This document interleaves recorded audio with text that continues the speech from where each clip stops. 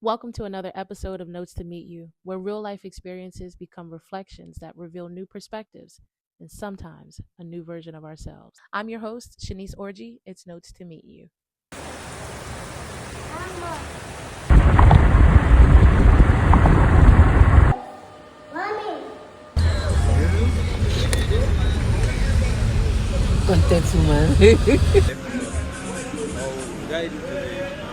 Welcome to the first episode. But before we get into this 2-month update, I want to be honest and I want to talk about how this even became a thing.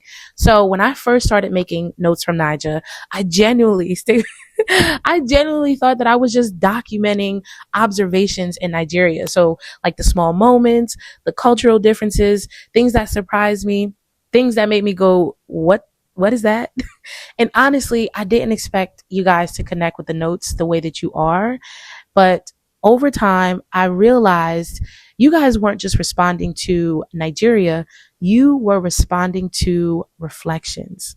You guys kept saying things. Actually, I kept seeing one comment, which was, turn this into a podcast. And at first I was like, no, I'm not.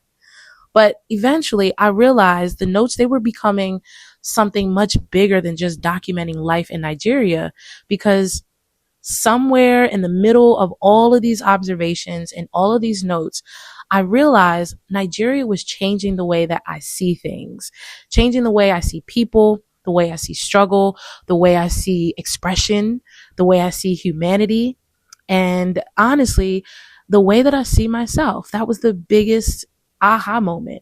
That's where Notes to Meet You came from, because this podcast, it's really about what happens when real life experiences become reflections. And somewhere in the middle of observing life deeply, you actually end up meeting yourself differently too. So while this podcast is deeply rooted in Notes from Naija, it's also about understanding the deeper understanding that comes from when you pay attention. And this first episode starts exactly where all the notes began, with Nigeria.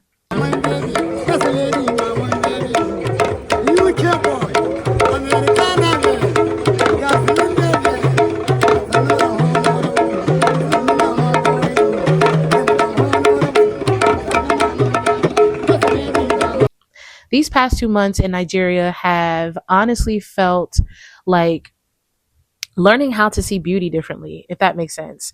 Not polished beauty, not curated beauty, but lived in beauty. That kind that exists inside movement, inside adaptation, inside people creating joy and rhythm, all in the middle of chaos. Because Nigeria is alive in a way that I have never experienced before. People sell plantains, chargers, bread, and cold drinks all between cars and traffic like it's second nature. There's tailors that turn fabric into art overnight, and somehow random streets, they can feel chaotic and communal and exist all at the same time. Even when infrastructure feels overwhelming, there's still music playing somewhere. There's someone laughing. There's someone building something somewhere. And honestly, that constant creativity has been one of the most beautiful parts of living here in Nigeria, for me specifically. And once I started noticing that deeper layer underneath everyday life here, I couldn't stop seeing it. It was everywhere, especially in conversation. So being married to a Nigerian man has really made me realize how differently people can express words, because I I naturally think about emotions and how it comes out first. And when Nigerians communicate, it is very immediate. It's more direct. It's more urgent. And at first I really struggled with that, like deeply, not because the intention was bad, but because I was filtering everything through an American emotional lens. But the longer I stay here, the more I started noticing something underneath. Underneath all the bluntness, people here don't treat gifts casually. Potential feels very serious. It is serious. There's this energy of, if God gave you a gift, and we talked about this, you better use it. If not, you're in trouble and you're not going to make no money. And honestly, that perspective, it really shifted something in me. because before coming to Nigeria, I didn't realize how much of my identity had become so attached to productivity, to constantly proving usefulness, to always having a role, always producing something. And suddenly being in a place where people kept seeing potential in me before performance, oh my God, that felt unfamiliar and it was uncomfortable. That same feeling, it allowed me to follow relationships differently too.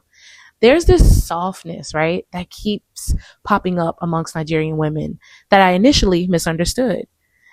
At first, I interpreted this certain dynamic through a very American framework: the serving, the gentleness, the respectfulness. I immediately, my mind went to categorize it as weakness. But the more I paid attention, the more I realized that these women were not lacking strength at all. If anything, many of them felt deeply grounded in themselves. They were confident, certain, and very influential. And what stuck out the most to me was how naturally soft and strong this coexisted in these women. The women that I'm meeting, they are educated, business minded, outspoken, and very strong.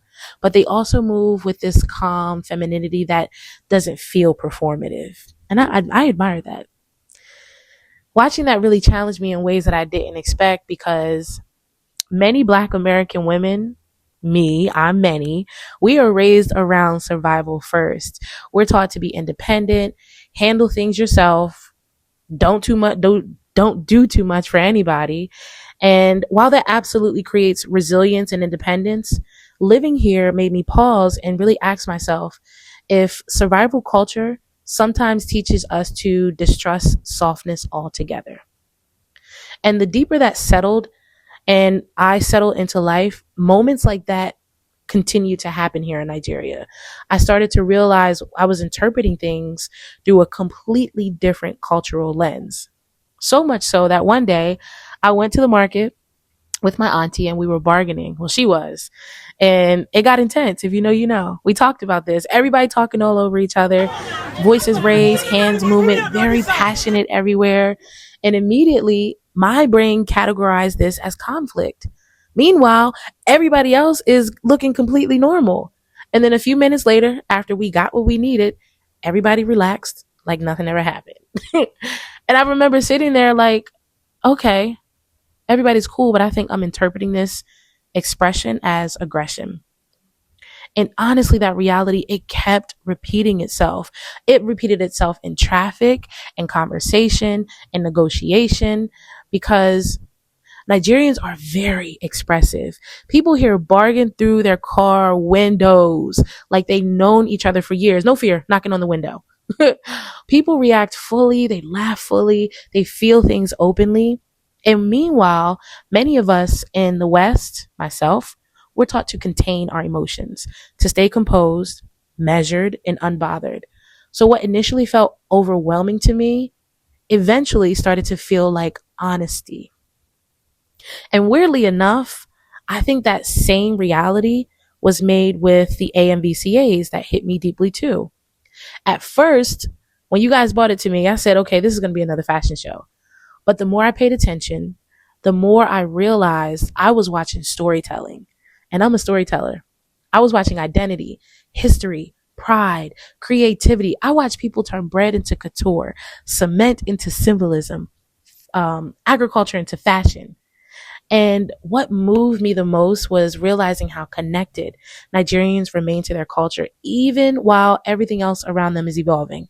They carry home with them wherever they go, whether it's in their clothes, their language, the humor, music, and absolutely the confidence.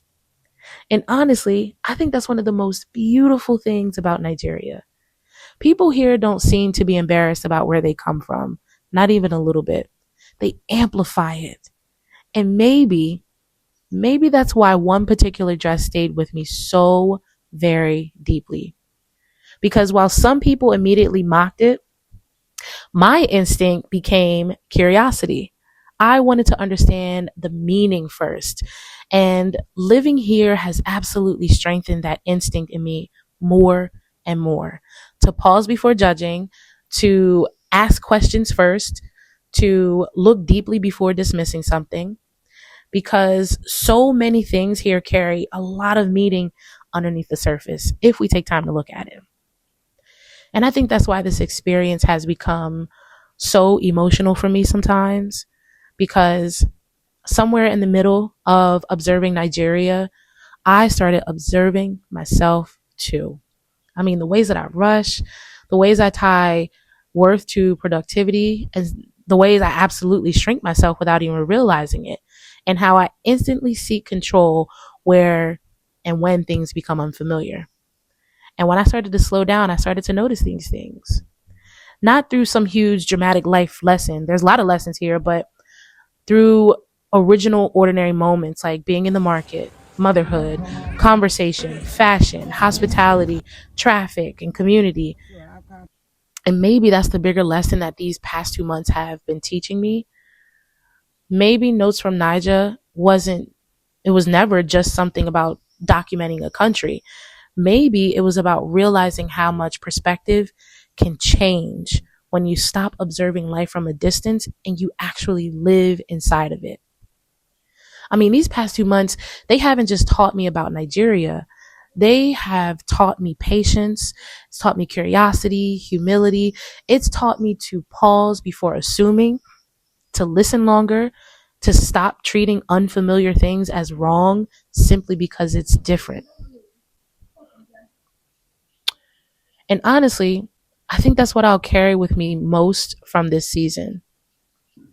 Not just the memories of Nigeria, but the reality that somewhere in the middle of observing this country so very deeply, I started meeting a new version of myself. A version of myself that pauses more, assumes less, questions more, and feels more openly. Maybe that's what this whole journey has really been about thus far. Maybe there's more. Not just learning a country, but being introduced to myself through a lens from experience of living. And honestly, I don't fully know that version of myself yet, but I think Nigeria does. It was so nice meeting you. I'll meet you in the next one. Don't forget to comment, like, and subscribe.